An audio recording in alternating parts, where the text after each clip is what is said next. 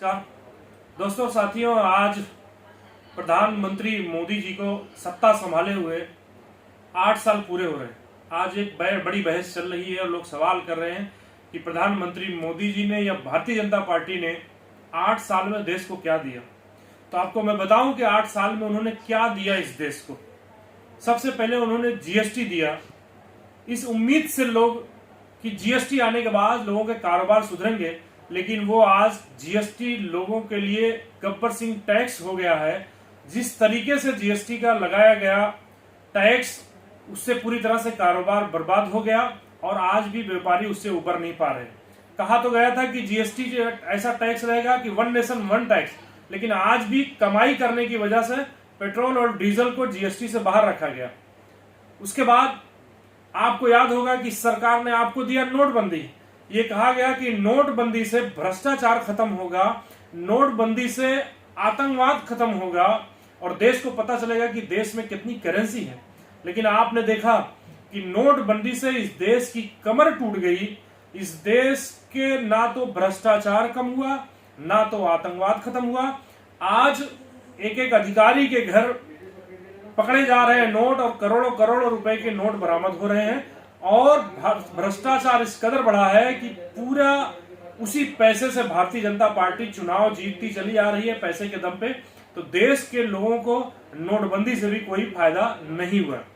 सरकार जब बनी थी तो सरकार बनने से बड़े बड़े दावे किए थे कि महंगाई बहुत हुई, महंगाई की मार अब की बार मोदी सरकार।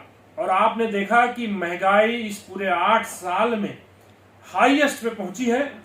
खाने पीने की चीजें तो महंगी हुई ही, लोगों की बच्चों की फीस महंगी हो गई, एजुकेशन की फीस महंगी हो गई, मेडिकल कॉलेज इंजीनियरिंग कॉलेज की फीस महंगी हो गई कि आज बड़ा मुश्किल हो गया कि आम छात्रों को और आम इंसान को अपने बच्चों को पढ़ाना, जो बड़े लोग हैं वही सिर्फ पढ़ा सकते हैं। इसके अलावा दवा इलाज इतने महंगे हो गए हैं, जो दवाइयां कांग्रेस के जमाने में 50 रुपए की आती थी, आज वो 100 और 150 की आने वाली है। ये 8 साल में मोदी जी ने दिया है। आपने एक बार और देखा होगा, सुना होगा, पेट्रोल के ऊपर भारतीय जनता पार्टी का बड़ा आंदोलन होता था कि पेट्रोल डीजल के दाम बहुत सरकार बढ़ा रही है। आपने 8 साल में देखा कि जो पेट्रोल 60 रुपए से ऊपर कभी नहीं गया था, वो पेट्रोल आज 120 तक पहुंचा है। डीजल भी सेम भाव में हो चुका है, जबकि अंतरराष्ट्रीय मार्केट में डीजल और पेट्रोल के दाम कम थे। उसके बावजूद में सरकार ने जनता को लूटने का काम किया है। ये 8 साल में उन्होंने किया है। 2-4 दिन पहले 10 रुपया कम करके और खुद की पीठ थपथपा रहे हैं। वो ऐसे ही है कि आपसे 50 रुपया लूट लिया और आपको 10 रुपए वापस कर दिए। ये भारतीय जनता पार्टी ने दिया है। आपने देखा होगा तो उन्होंने कहा था कि मुझे सेवक बनाइए और देश के खजाने पर, देश के ऊपर किसी का पंजा नहीं गड़ने दूंगा। लेकिन 8 साल में देश की हर वो कंपनी, देश ने जो कुछ बना था 70 सालों में, उसको बेचने का काम किया।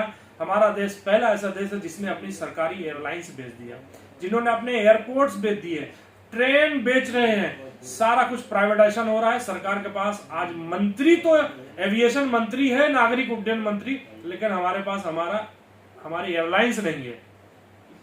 कहते थे कि भ्रष्टाचार में घोटाले हो, आज सबसे ज्यादा 8 सालों में घोटाले हो रहे हैं। पहले ऐसा होता था कि अगर कोई घोटाला करता था वो जेल में जाता था, उसको सजा होती थी, लेकिन अब ऐसा हो गया है कि घोटाले वालों को पूरी तरह से बचाया जाता है, उनको सजा नहीं दी जाती है।